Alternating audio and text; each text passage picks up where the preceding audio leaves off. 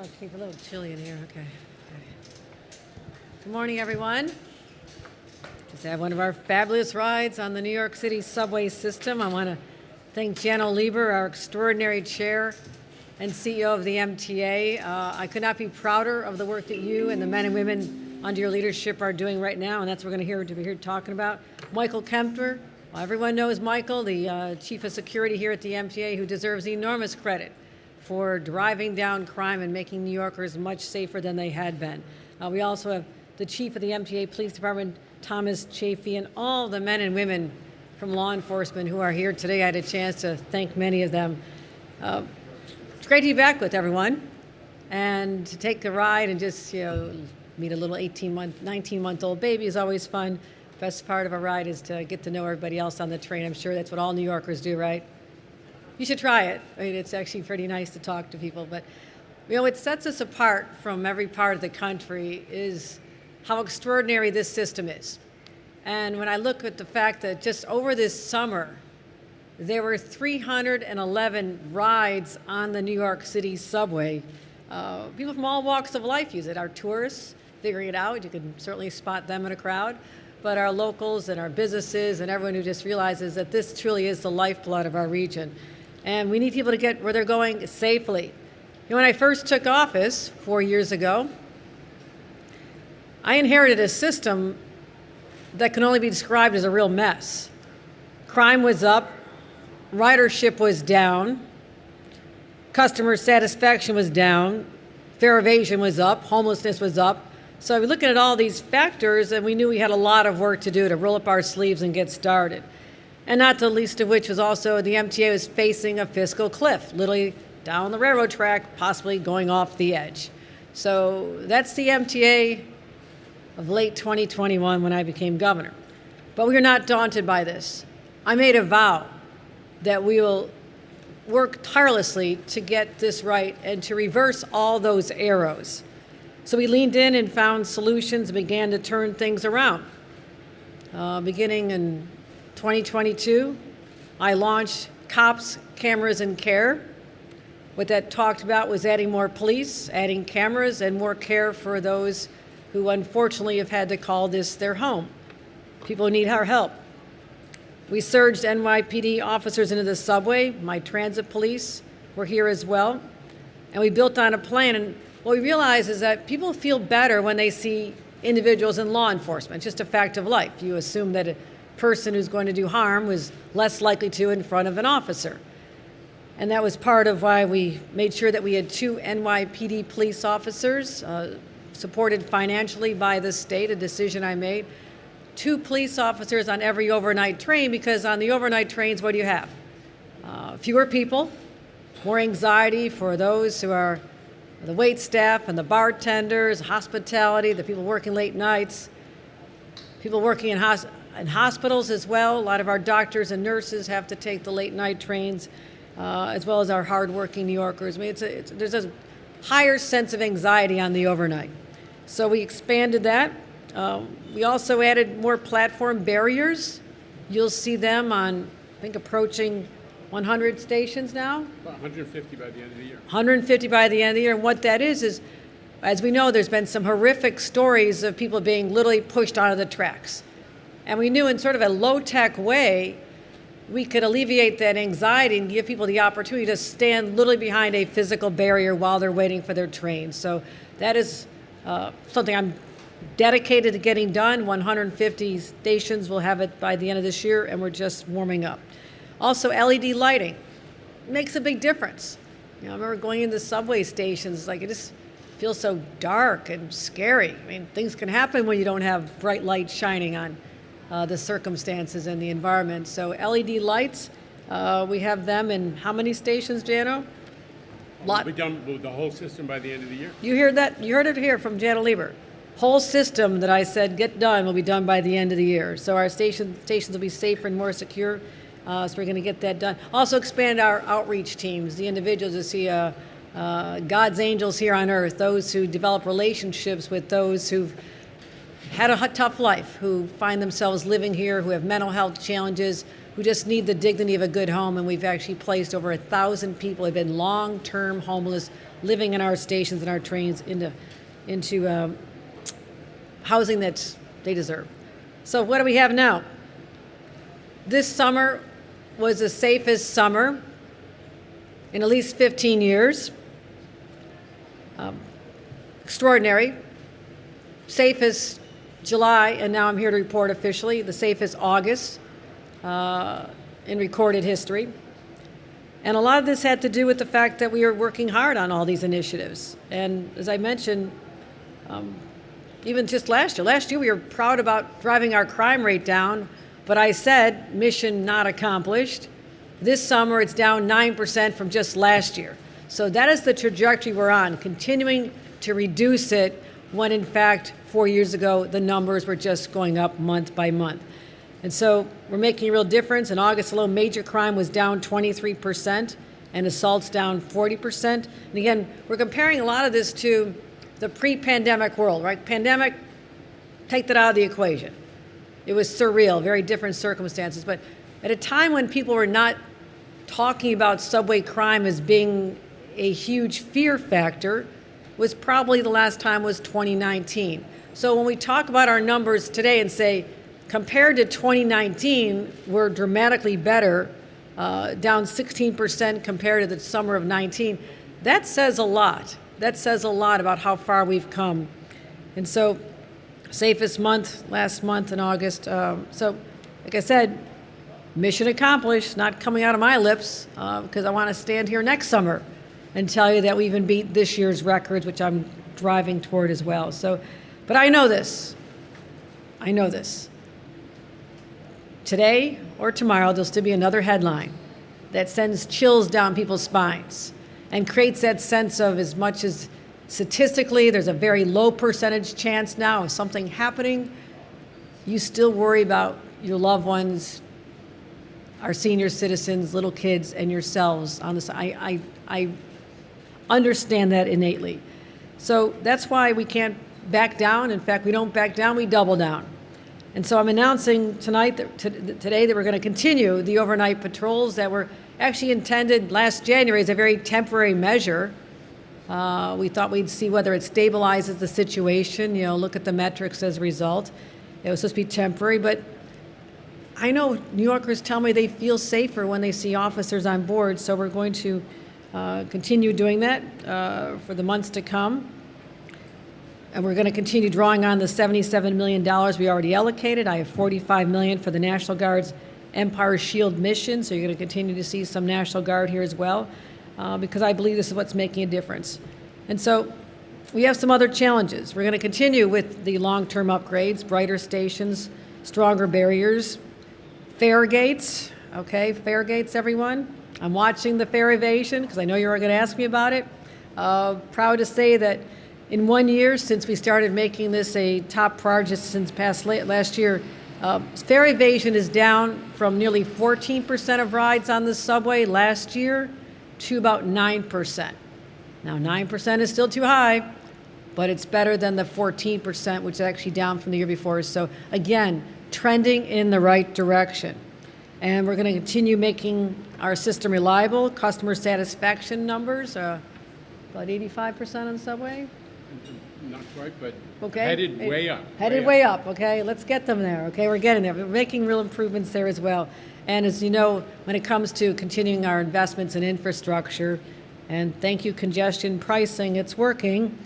We celebrated milestones such as both the 2nd Avenue subway and the Interborough Express. We made major announcements just 1 month ago. So that's because we were able to secure the full funding for the MTA's $68 billion capital plan.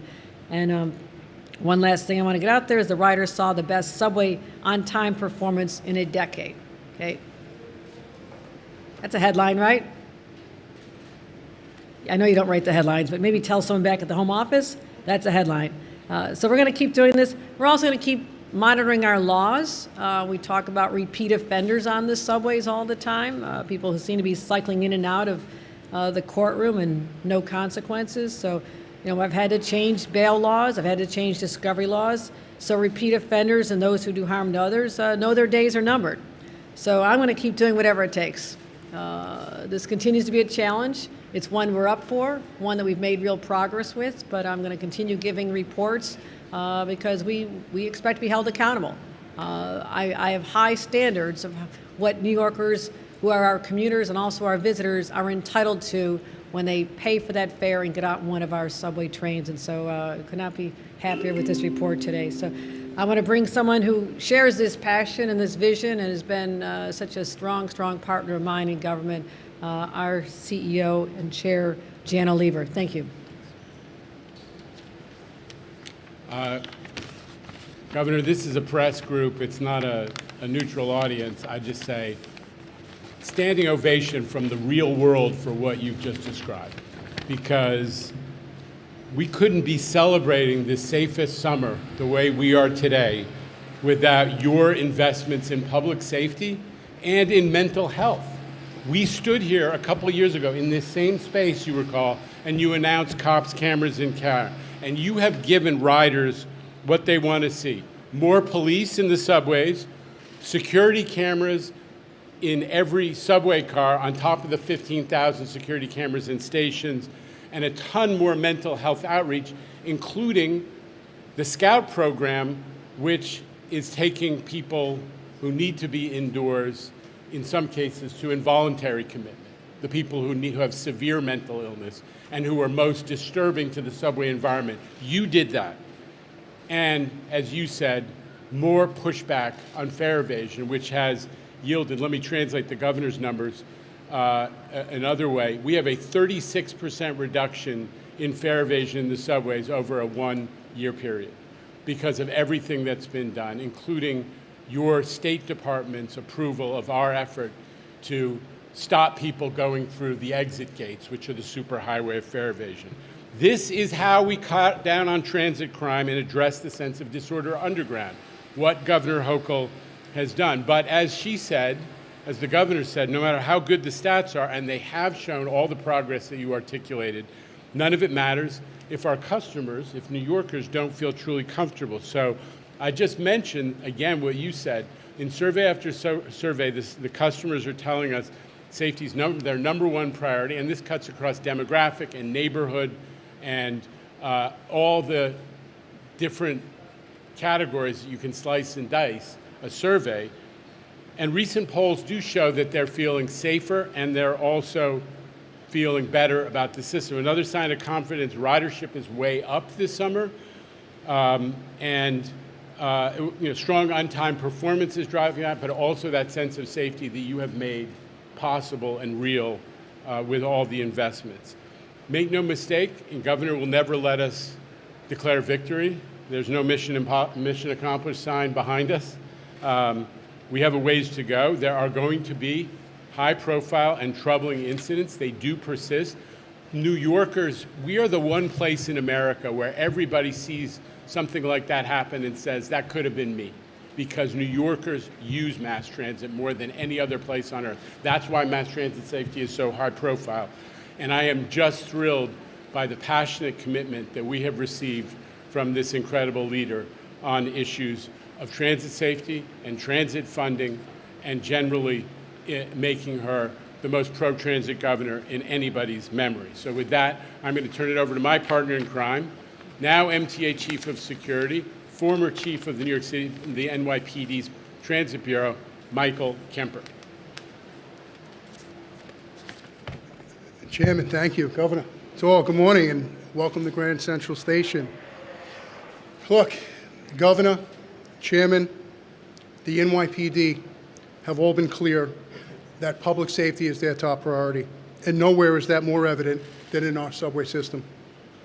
New Yorkers rightfully expect a safe and orderly system, a safe system for our riders, and one where they actually feel safe.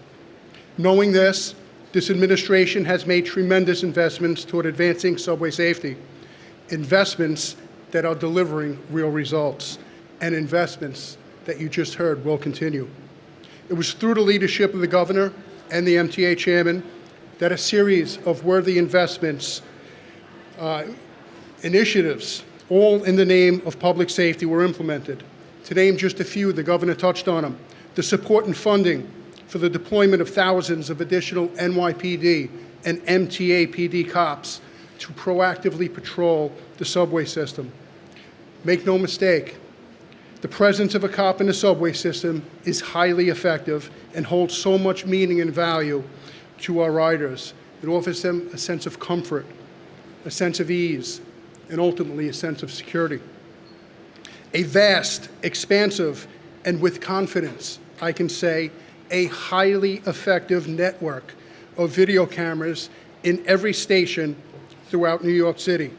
And as we most recently announced just a few months ago, now video cameras installed in every subway car throughout the entire system.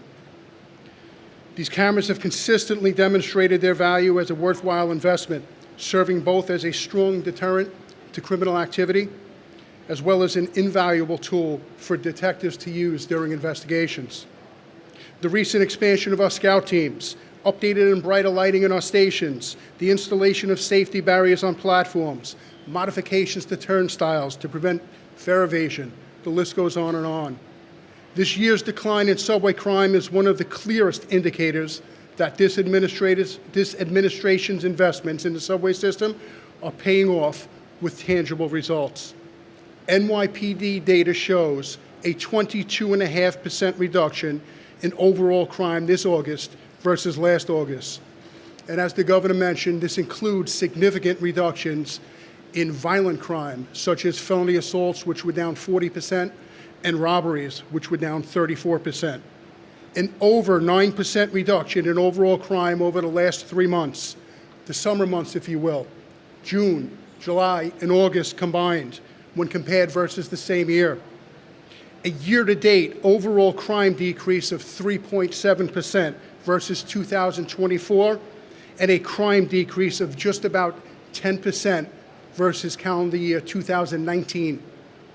Our subway system, essentially a city within a city, is the largest system in the nation, serving an average of well over 4 million riders a day.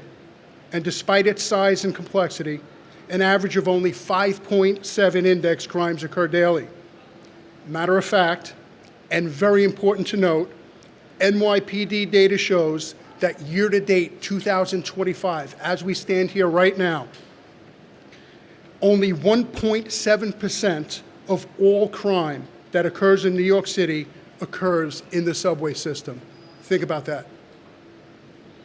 And finally, while there is good news to report from our city subways, this is not a victory lap, as you just heard. One crime is one crime too many. But this represents progress, reflected in tangible results like reduced crime and a safer subway system, achieved through strong leadership, investments, and the dedicated efforts of the men and women on the front lines. I recognize and thank the efforts of the NYPD, the MTA Police Department, and our transit workforce. Incredible people. We recognize there's still work to do, but with the leadership team assembled here, led by the governor and Chairman Lieber, while working in close partnership with City Hall, Commissioner Tisch, and the greatest police department in the world, the NYPD, we remain focused and steadfast, and we're standing here reaffirming our unwavering commitment. Thank you.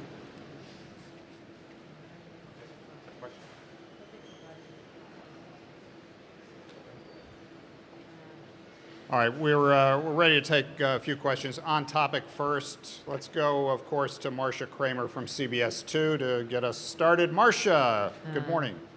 Well, I have actually a double-pronged question.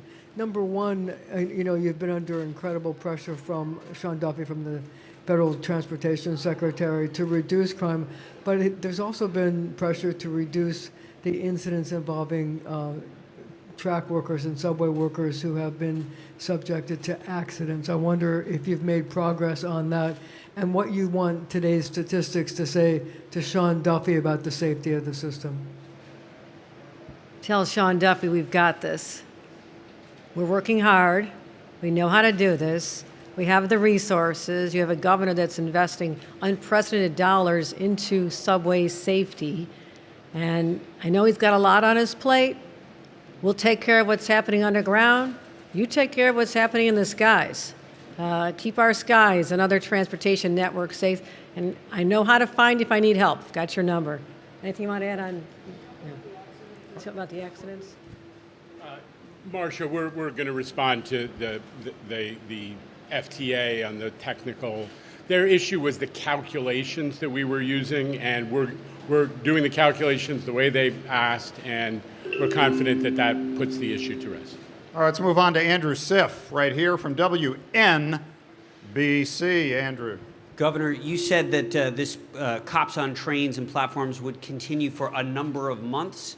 Can you be a little more specific about that? And then what do you do if this money lasts till, say, November?